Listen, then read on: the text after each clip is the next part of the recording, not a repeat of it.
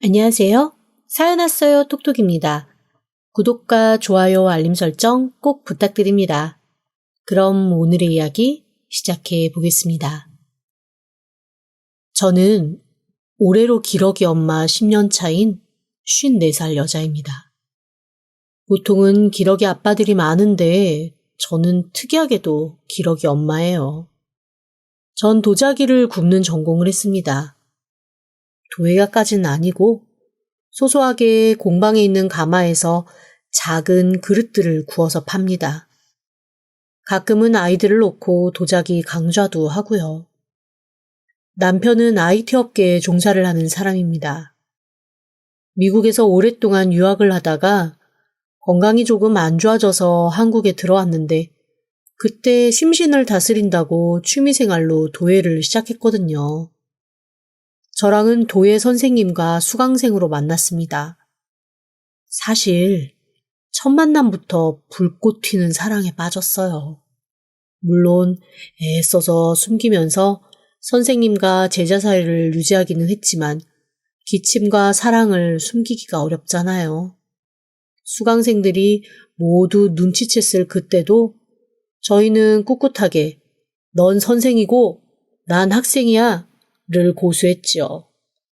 하지만 아직도 제 남편이 저를 보던 그 눈빛을 잊지 못합니다. 당시에는 저도 도예 강좌를 시작한 지 반년이 채 되지 않아서 여러모로 허둥지둥 할 때였거든요. 특히 컴퓨터하고는 정말 친하지가 않아서 하다못해 수강생들한테 돈이 얼마 입금되었는지도 일일이 은행 가서 통장 찍어보고 알 정도로 그쪽 방면에는 많이 부족했습니다. 제가 몇 번 허둥허둥 하는 걸 보던 남편이 어느 날 저한테 조용히 이렇게 말하더라고요.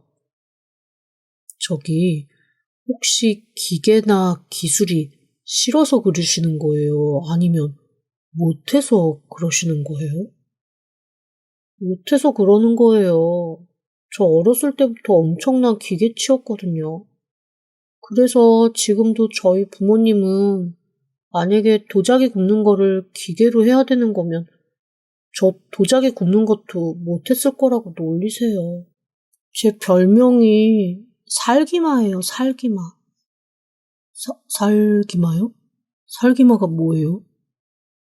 기계 살인마요. 아주 무슨 기계든 제 손에만 들어오면 바로 사망이라니까요. 늘 반쯤은 우울하고 반쯤은 지쳐있는 얼굴로 와서 조용히 흙만 빚던 남편이 그렇게 파한대소를 터뜨리는 걸 저는 처음 봤습니다. 아니, 기계 살인마라는 말이 뭐가 그렇게 웃기다고 흙에 얼굴까지 처박을 정도로 떼굴떼굴 구르면서 웃는데 너무 민망하더라고요. 살짝 셀쭉해서 제가 뭐가 그렇게 웃기냐고 그랬더니 남편이 눈물을 닦으며 이렇게 얘기하는 겁니다. 아니, 어지간하면 기계를 죽이는 사람이라는 얘기까진 안 하잖아요. 기계를 망가뜨리는 사람이라고 하지. 그런데 얼마나 못 다루면 저렇게까지 얘기하실까 싶어서 죄송해요. 조금 재수 없으실지는 모르지만 저는 못 다루는 기계 없고 못 다루는 프로그램 없거든요. 제가 유일하게 잘하는 게 그겁니다. 그래서 말인데 제가 좀 도와드려도 될까요? 저 오랫동안 수강한다고 수강비도 많이 깎아주셨잖아요. 전공이 이쪽이세요? 그런데 저 진짜 생각보다 훨씬 더 재능 없고 손이 가시손이라 알려주시다가 혈압 오르실 텐데요. 저혈압이라 괜찮아요. 혈압 좀 올려보죠 뭐. 저 전공도 이쪽이고 잘하는 일도 이런 계열이에요. 자, 먼저 뭐가 제일 힘드세요?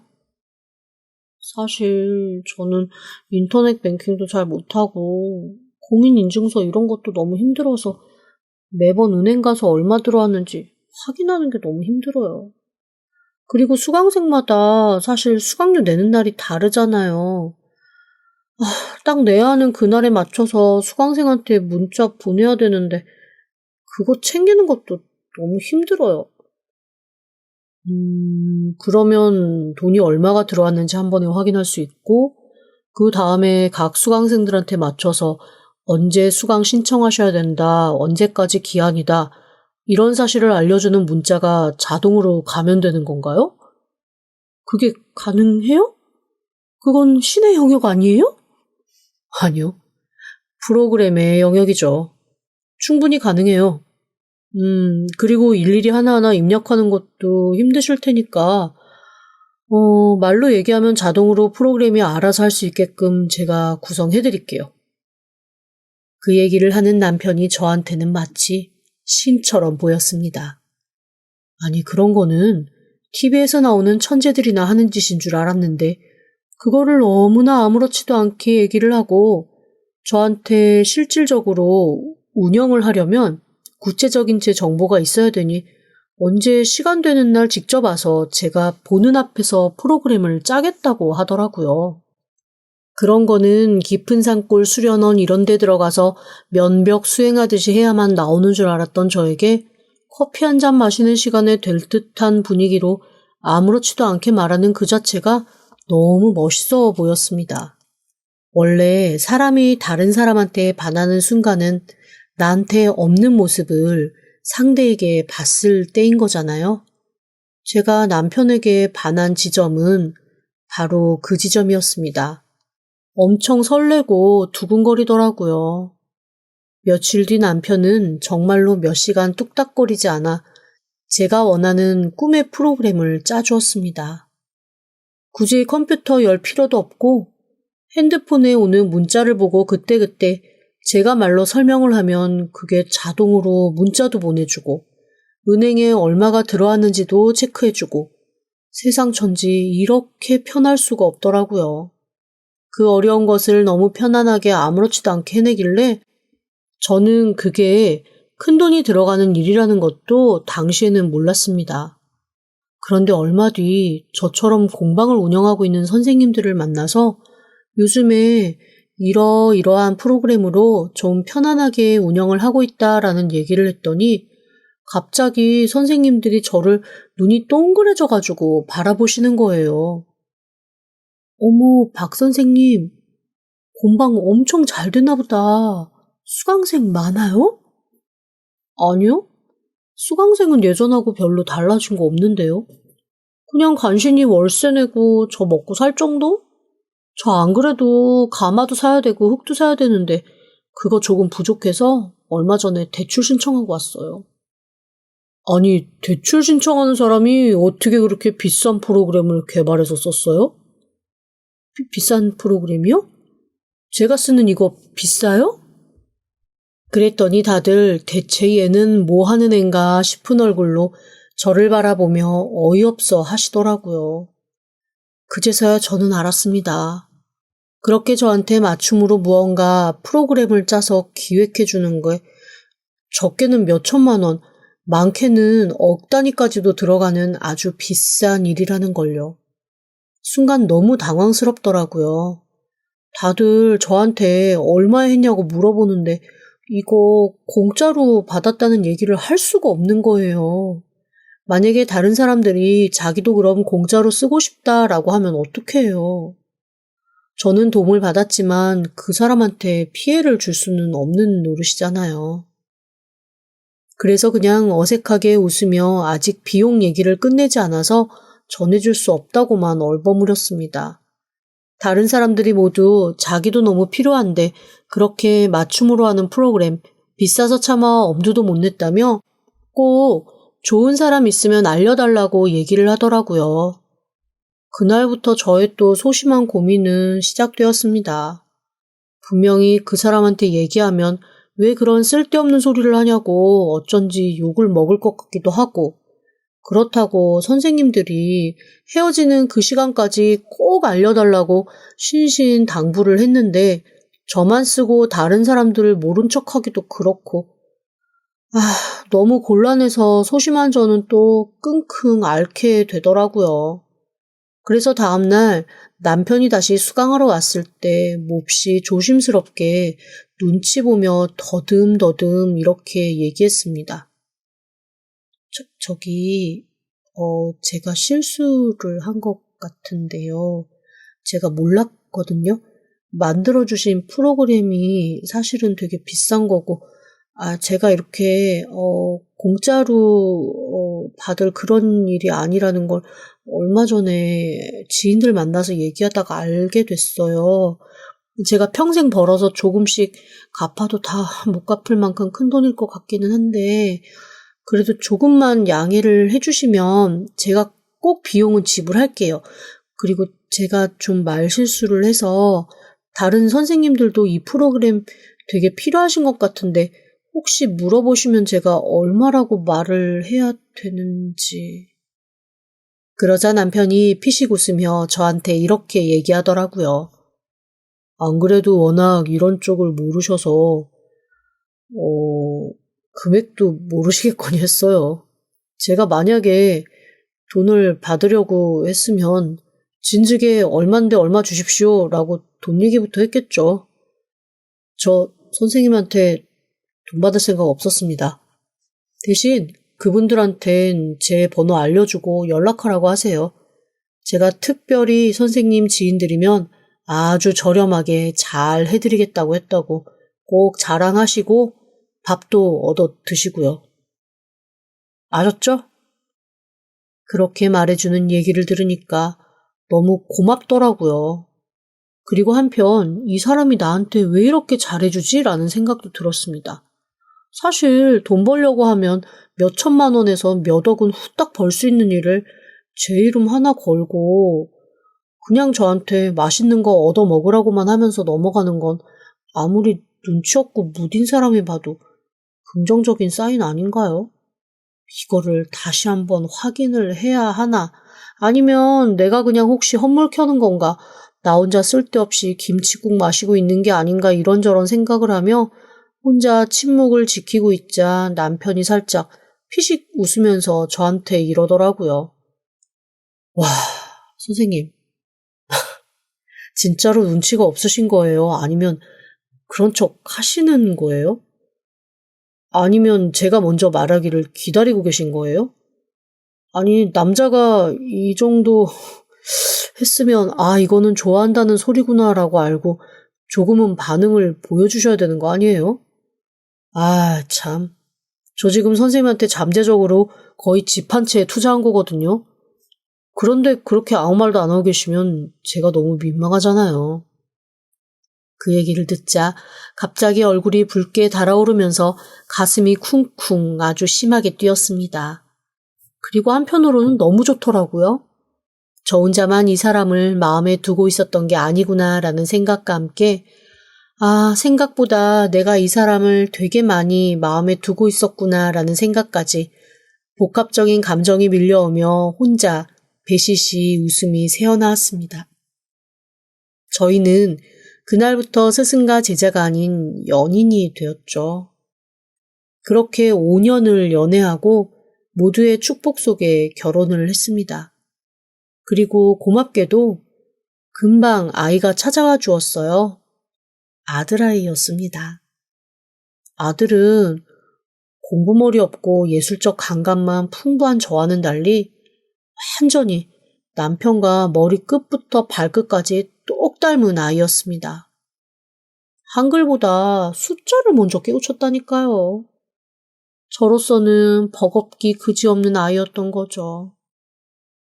이미 초등학교 저학년 때 중학생들이나 풀 법한 수학 문제를 가지고 와서 엄마 이것 좀 풀어보라고 하는데 순간 이런 생각이 들었습니다.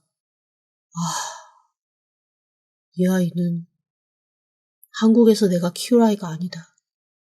그냥 이 아이의 천재성을 잘 돌봐줄 수 있는 어딘가를 찾아 밖으로 내보내는 게 답일 수 있겠다라는 생각이요.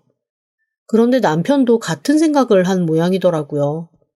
남편이 어느 날 저한테 아주 진지하게 혹시 아이를 유학 보낼 생각이 없냐고 묻는 겁니다. 저는 당연히 유학 보낼 생각이 있다. 하지만 우리 사정에 선뜻 보내기가 망설여진다라고 얘기를 했죠. 그러자 남편이 아주 조심스럽게 이렇게 얘기하더라고요. 내가 미국에서 공부할 때 나를 많이 후원해주고 지원해주셨던 독지가 가족분이 있으셨어. 그런데 그분들이 세상을 구하는 건 과학이고 그 과학을 완성시키는 건 수학이라고 생각하시는 정말 수학을 사랑하시는 분들이거든. 다른 분야는 몰라도 수학이나 과학에 대해서만은 지원을 아끼지 않는 분들이야. 그런데 또 엄청 싸늘하고 냉정하신 부분도 있어서 딱 본인들도 지원할 거 외에는 추가 지원은 또 칼같이 안 하셔.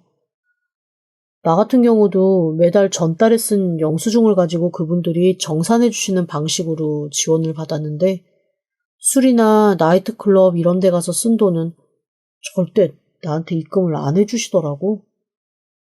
그런데 어떤 달은 내가 책값으로만 1,000만 원이 넘게 쓴 적이 있었거든?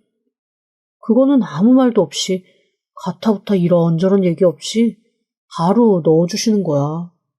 그 정도로 당신들이 생각하는 돈의 가치와 쓰임새 소용이 완전히 정해져 있으신 분들이야. 그래서 말인데, 만약에 우리 아들이 유학을 가게 되면 그분들이 좀 도와주실 수 있을 것 같아. 그런데 나는 그분들이 소위 생각하는 수학과 과학에 밀접한 사람이고 아이를 돌보는데 필요한 사람인데 아무리 엄마지만 당신은 그렇게 생각 안 하실 거야. 그래서 혹시 내가 아이를 데리고 유학을 가고 당신은 한국에 남아서 일을 하는 건 어떨까? 사실 생각지도 못한 제안이었습니다. 솔직히 아이가 유학을 간다면 아직 나이가 어리니 혼자 보내는 건 좀 위험하고 저나 남편이 따라가야 되는데 보통은 엄마가 많이 따라가잖아요.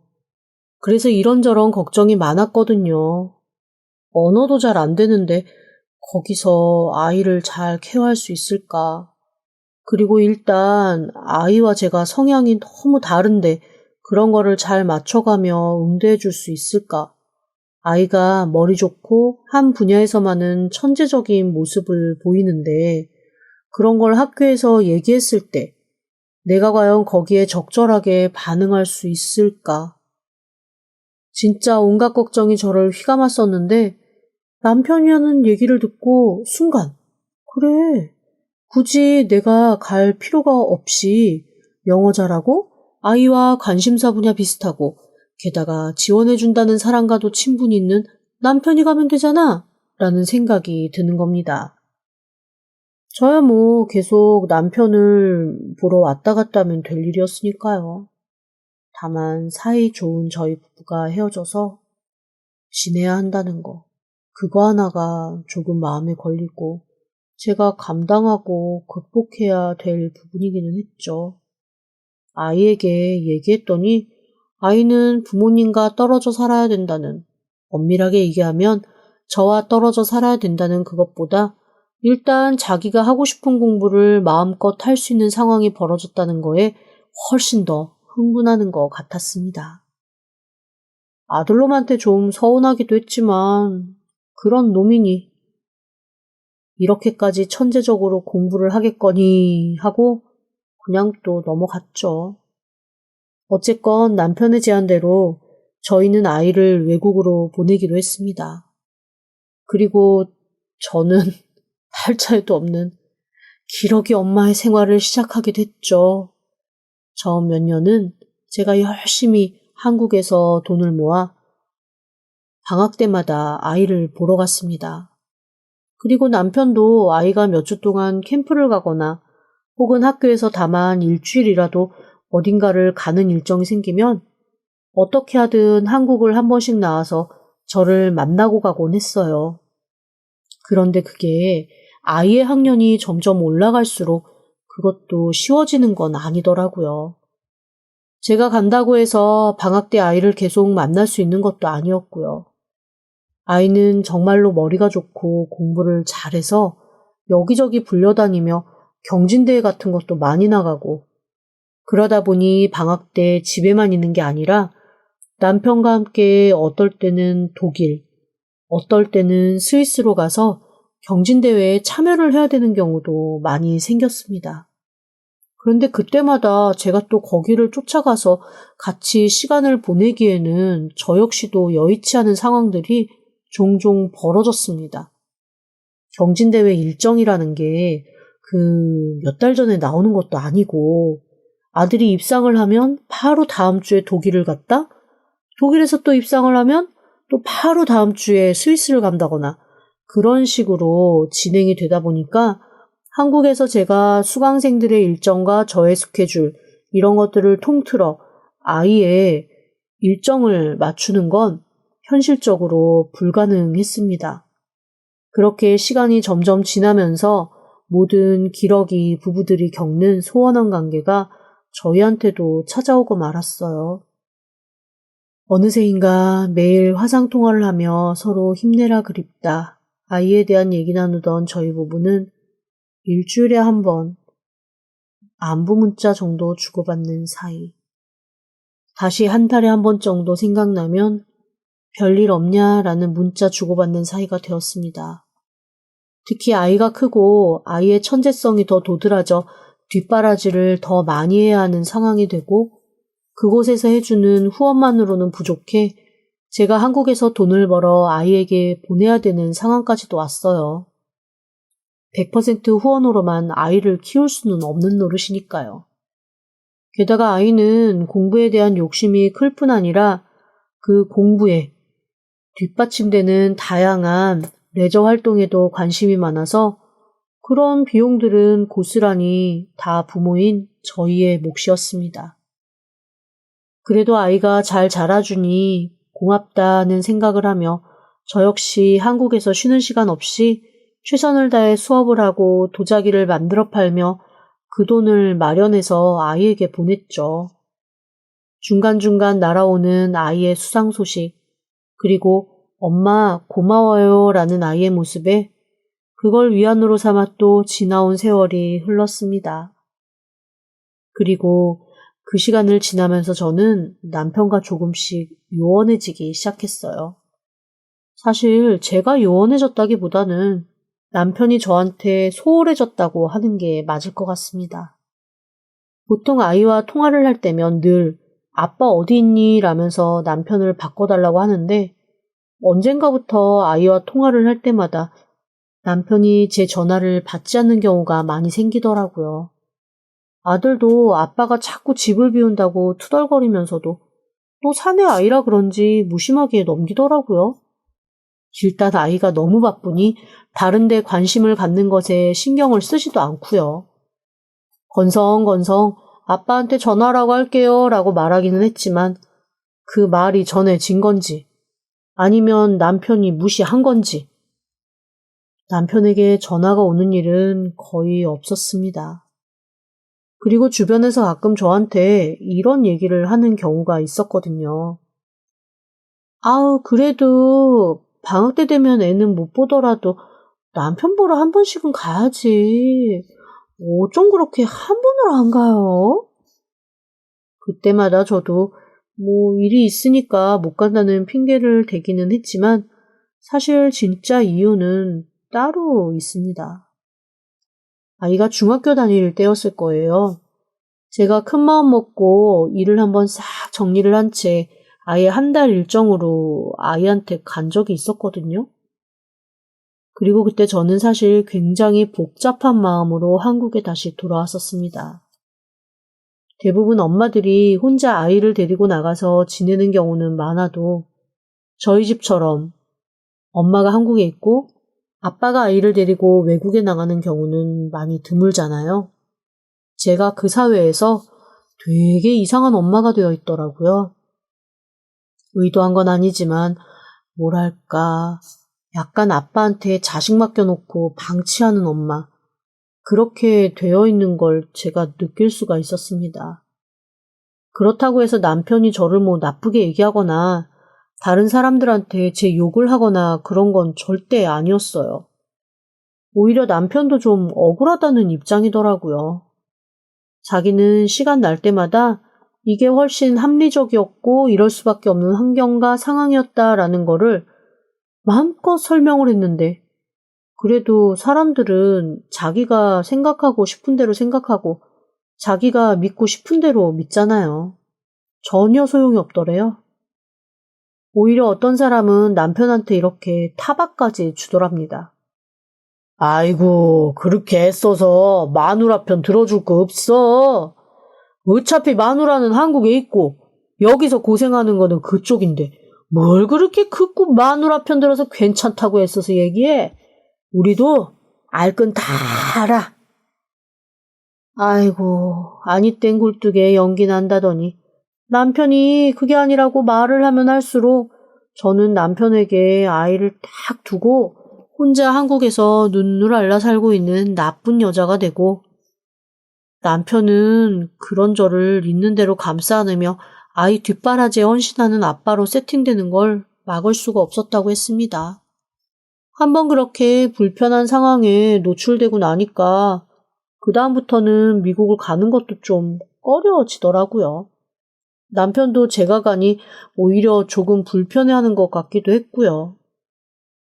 그래도 다행히 그곳에서 알게 된 미술 전공을 했다고 한 학부모와는 제가 조금 친하게 지낼 수 있었습니다. 그분이 저한테 이렇게 얘기하더라고요. 이 지역이 워낙 IT 쪽이 강한 지역이라 사람들이 다 감성적인 것보단 이성적인 게 좀 세요. 그래서 응대하는 게 쉽지는 않았을 거예요. 그래도 뭐 다 좋은 게 좋은 거라고. 아이만 잘 되면 되는 거니까 사람들 말 너무 신경 쓰지 말아요. 그리고 여기서 무슨 일 있으면 내가 얼른 얘기해 줄 테니까 나 믿고요. 그 말이 얼마나 위로가 되었는지요. 그래서 저는 오히려 남편보다 그 제니 엄마라는 그분을 통해 훨씬 더 미국 소식을 잘 알게 되었습니다. 그런데 그렇게 지내던 어느 날 아들이 고등학교 입학식을 하고 며칠 뒤의 일입니다. 그 제니 엄마가 뜬금없이 저한테 국제 전화를 했더라고요. 그동안 문자로만 계속 소통을 해오던 터라 뜬금없이 전화가 와서 몹시 놀랐죠. 어머, 무슨 일이에요, 제니 엄마? 갑자기 웬 전화를?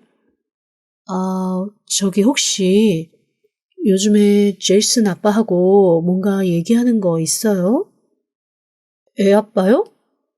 글쎄 뭐 그다지 큰 건 없는데요? 요즘에 뭐 바쁜지 애하고만 계속 통화를 하는데 왜요? 무슨 일 있어요? 그러면 제이슨이 이번에 기숙사로 들어가고 제이슨이랑 아빠 살던 집 내놓은 것도 모르는 거죠? 우리 애가 기숙사를 들어가요? 집을 내놨다고요? 저 그런 얘기 조금도 못 들었는데? 아니, 제이슨도 원하지 않은 것 같더라고. 그런데 제이슨 아빠가 기숙사 들어가야 된다고 막 우겨서 부자 간에 엄청 싸웠어요. 결국은 아빠 이기지 못하고 제이슨이 기숙사를 들어가긴 했는데 그러고 나서 바로 집 내놓고 내가 좀 이상해서 이걸 어떻게 얘기를 해야 되지? 말씀해 주세요. 편안하게. 어떤 일 때문에 그러시는데요? 제니 엄마한테서 들은 얘기는 좀 충격적인 얘기였습니다. 보통 일반적인 수순이 그렇대요. 기러기 엄마, 기러기 아빠가 바람이 나게 되면 일단 아이를 기숙사가 있는 학교로 보낸다고 합니다. 아이만 기숙사를 가면 그 엄마 아빠는 완전 쿨한 싱글처럼 지낼 수 있는 거잖아요. 아이가 기숙사에 가고 나면 그때부터 기러기 엄마 아빠의 본격적인 연애가 시작된대요. 그렇다고 해서 모든 기숙사 간 아이들의 부모가 그렇게 바람이 나는 건 아니라지만 제니 엄마가 건네준 의심은 몹시 합리적인 거였습니다. 몇 년 전에 남편과 이혼하고 그 동네에 들어와서 딸을 하나 키우는 여자가 하나 있다고 했습니다. 그런데 그 여자와 제 남편이 언젠가부터 엄청 친하게 지내고 둘이서 계속 뭔가 수덕수덕 얘기도 하고 다른 사람들이 다 쉬쉬하긴 하지만 두 사람이서 꽤 먼 지역까지 며칠 갔다 오기도 했다네요. 다들 이 좁은 동네에서 같이 애 키우는 마당에 그럴 리가 없다라며 모른 척은 했지만 주변 사람들이 하나씩 전해준 얘기는 소위 바람, 불륜의 전형적인 증거들이었습니다. 그 얘기를 제니 엄마는 아주 차근차근 저한테 해주더라고요. 처음에 주유소 최 씨가 두 사람이 가스스테이션에서 풀로 주유를 하고 동부로 가는 걸 봤대요. 그런데 처음엔 그냥 카풀 이려니 생각을 했는데 3일 정도 뒤에 다시 와서 가스스테이션에서 기름을 넣었는데 그때서야 집으로 돌아오는 것 같았다는 거지. 그러면 3일간 둘이서 어디론가 여행을 다녀왔다는 얘기잖아요. 그때부터 아마 사람들이 좀 주의 깊게 봤나 봐요. 그런데 동네 사람들 중에 두 사람이 카페에서 뭔가 되게 심각하게 얘기하는 걸 본 사람도 있고, 근교에 있는 공원 같은 데서 두 사람이 걷고 있는 걸 본 사람도 있고, 물론 우리가 불륜 현장을 보거나 그래요. 막 손잡고 끌어안고 이런 걸 본 건 아니에요. 그런데 이게 너무 좀 이상한 거지. 내가 사실은 여기 살지도 않는 당신한테 이런 전화를 해야 되나 말아야 되나 고민을 했는데 나한테 그랬잖아요. 아이한테 뭔가 영향이 생길 일들이 발생하면 꼭 얘기해달라고. 아무리 생각해도 이거는 뭔가 좀 이상해서 말이야. 분명히 제이슨한테도 좋은 영향이 갈 것 같진 않고. 더듬더듬 얘기하는 제니 엄마의 말에 저는 손발이 덜덜 떨렸지만 애써 괜찮은 척 전화 주셔서 고맙다는 말을 하고 전화를 끊었습니다. 그리고 바로 며칠 뒤에 떠나는 비행기표를 끊었어요. 사실 당장이라도 달려가서 무언가 확인을 하고 싶었지만 일단은 저도 생각을 정리할 시간이 필요했고 수강생들한테 수강을 당분간 할 수 없다라는 문자도 돌려야 했고 무엇보다 거기까지 가는 비행기표가 딱 5일 뒤 것밖에는 없더라고요. 그렇게 비행기표를 끊고 무작정 기다리는 그 5일의 시간이 저한테는 정말 지옥과도 같았습니다. 너무너무 힘이 들더라고요. 아들한테 연락을 해서 왜 기숙사로 가는 거 얘기 안 했냐고 했더니 아들은 또 그냥 무심하게 엄마가 알아도 굳이 나한테 해줄 수 있는 게 없는데 자기가 뭐하러 얘기하냐며 아빠랑 논의해서 결정한 일이라고 아무렇지도 않게 얘기를 하더라고요. 그거는 그거대로 또 속이 상했습니다. 어느샌가 아들도 저한테 거리를 두는 게 아닌가라는 생각이 들었거든요. 그렇게 고민만 하다가 미국행 비행기에 올랐습니다. 처음에는 참담한 마음에 눈물이 나다가 도착하기 6시간 전쯤부터는 분노에 열불이 터지더라고요. 미국에 도착한 후 저는 바로 남편에게 연락도 하지 않고 무작정 남편과 아들이 있는 곳으로 달려갔습니다. 대체 남편을 만나면 무슨 얘기부터 해야 하나 정말 오만 생각이 다 들었습니다. 한 대 치고 시작해야 되는지 아니면 네가 어떻게 나한테 이럴 수 있냐고 화를 내야 되는 건지 그리고 정말 깊은 마음 한쪽에서는 제니 엄마가 오버한 거라고 모든 것이 다 실수였다고 그렇게 남편이 말하며 저한테 사과하고 안아주는 걸 꿈꿨습니다. 그런데 남편과 아들이 사는 동네에 도착하자마자 저는 제 모든 희망을 잃는 광경을 마주하게 됐습니다. 어쩜 그런 장면은 꼭 그렇게 한눈에 보이는지요.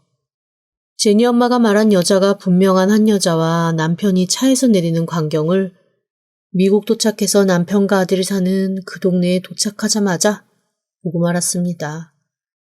그 여자와 남편은 서로를 몹시 애틋하게 바라보며 포옹을 하고 서로의 등을 토닥토닥 해주더라고요. 그 광경을 보고 눈이 뒤집히지 않을 여자가 어디 있겠어요. 와다다 달려가서 남편의 팔을 잡아챘습니다. 당신 이러려고 애 기숙사 보내고 나랑 연락 끊었니? 한국에서 오매불망 당신이랑 아이 생각만 하는 나한테 해줄 수 있는 게 진짜 이게 전부였니? 그런데 그 순간 저는 남편의 모습을 보고 너무나 깜짝 놀랐습니다. 원래부터 살이 찌는 체질은 아니었는데 사진으로 미처 못 봤던 너무나 바짝 마르고 힘들어 보이는 듯한 모습이었어요. 당신 얼굴이 왜 이래? 몸은 또 왜 이러고? 어디 아파? 남편은 갑자기 나타난 저를 보고 깜짝 놀라서 빤히 바라보며 대체 여기에 어떻게 나타난 거냐고 혼자 몹시 당황을 하더라고요. 하지만 저는 남편의 모습을 보고 이거 뭔가 잘못됐구나 하는 생각이 강하게 올라왔습니다. 남편을 붙들고 자초지종을 말하라고 마구 흔들어대자 그제야 남편이 저를 붙들고 조용한 데 가서 얘기를 하자고 하더라고요. 그리고 남편 옆에 서 있던 여자는 남편과 저를 번갈아 보다가 남편에게 이렇게 물었습니다. 한국에 계시던 아내분? 잘 됐네요. 그래도 아내분이 오셔서 다행이에요. 그게 무슨 소리예요? 다행이라뇨? 직접 들으세요. 저도 아내한테 말해야 된다고 얘기했지만 설득이 안 돼서 고민하는 중이었거든요. 혹시 이상한 소문 듣고 오신 거면 그 오해도 푸셨으면 좋겠어요. 남편은 당황스러운 얼굴로 저를 데리고 가 자초지종을 설명했습니다. 오래전 남편이 하던 공부를 그만두고 한국으로 왔던 건 몸이 아파서였다고 했잖아요. 그때 신장 하나를 떼고 투병을 하다가 왔는데 나머지 신장 한쪽에도 큰 문제가 생긴 거였습니다. 어떻게 하든 투석받고 살아남으려고 애썼지만 남편은 본능적으로 자기한테 남은 시간이 그다지 길지 않을 것 같다라는 생각을 했대요.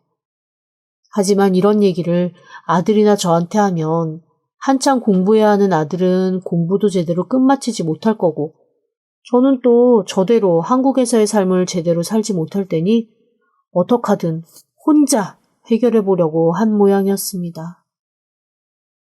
나도 나에 대해서 이상한 소문이 도는 건 알고 있었어.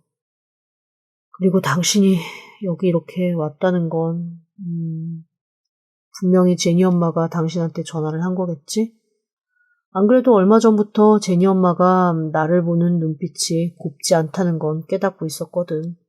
차라리 당신이 한국에서 내가 바람이 났다라고 생각을 하고 당신도 새로운 사람 만나서 연애 시작하고 오히려 나한테 헤어지자고 말해주면 그게 더 고맙겠다라는 생각도 했어. 이렇게 알게 하고 싶진 않았어.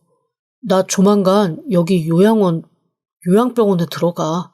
그 요양병원 조금 아까 만난 제니퍼 엄마가 소개해준 곳이야. 제니퍼 엄마, 내가 예전에 여기서 신장 수술할 때 나 수술했던 의사분 딸이야. 지금은 제니퍼 엄마도 역시 의사로 일하고 있고 아무래도 자기 아버지 통해서 내 병세 다 잘 듣고 해서 그동안 주치처럼 나를 돌봐줬었는데 이 좁은 한인사회에서 이상한 소문이 나고도 어떻게 해명을 하지 못했어. 일단은 우리 아들이 아무것도 모르고 기숙사 가서 성실하게 잘 공부하기를 바랬거든. 저는 그런 남편을 붙들고 버럭 소리를 질렀습니다. 그게 무슨 소리야? 말이 되는 소리를 해야지. 부모가 아픈데 자기 인생 챙기겠다고 나 몰라라 하고 공부하는 놈? 성공해봐요 소용없어. 나는 내 아들 그런 인성 쓰레기로 안 키울 거야. 애도 아빠가 아픈지 안 아픈지 알아야 되고 그로 인해 자기를 더 이상 지원해주지 못하면 그 이후로는 자기 인생 어떻게 살아야 되는지 본인이 선택하고 판단할 수 있는 기회는 줘야지. 당신이 뭔데? 우리 모자 인생을 당신 마음대로 좌지우지하려고 그래? 당신이 뭔데?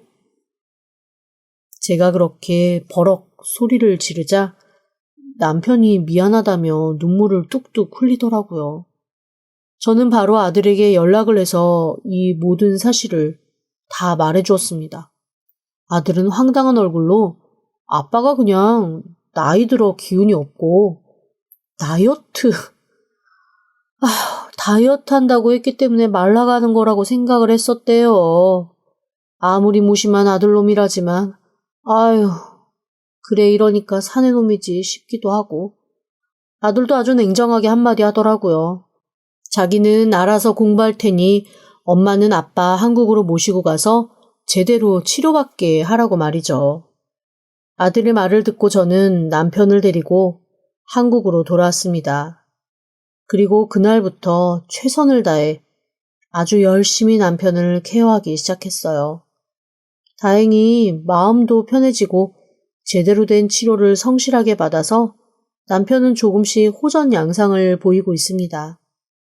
이 하나는 알고 둘은 모르는 멍청한 양반, 자기 하나 희생하면 온 가족이 행복할 거라고 착각한 이 멍청한 사람을 어쩌겠어요. 평생 옆에 끼고 데리고 살면서 하나하나 가르쳐야죠. 세월이 지나면서 눈치 많이 없었던 저는 눈치 빤한 빼꼼이 아줌마가 되었고 그나마 눈치 있는 줄 알았던 제 남편은 순정만 남아있는 바보 멍청이가 되었더라고요. 이 사람 건강하게 오래오래 잘 옆에서 지켜주려고요. 그래야 아들놈이 성공했을 때 둘이 같이 손 붙잡고 기뻐할 수 있지 않겠어요? 지금까지 들어주셔서 감사합니다. 구독과 좋아요, 알림 설정은 사연 왔어요 톡톡에게 큰 힘이 됩니다. 지금 바로 구독 부탁드립니다. 그럼 다음 사연으로 또 찾아오겠습니다. 감사합니다.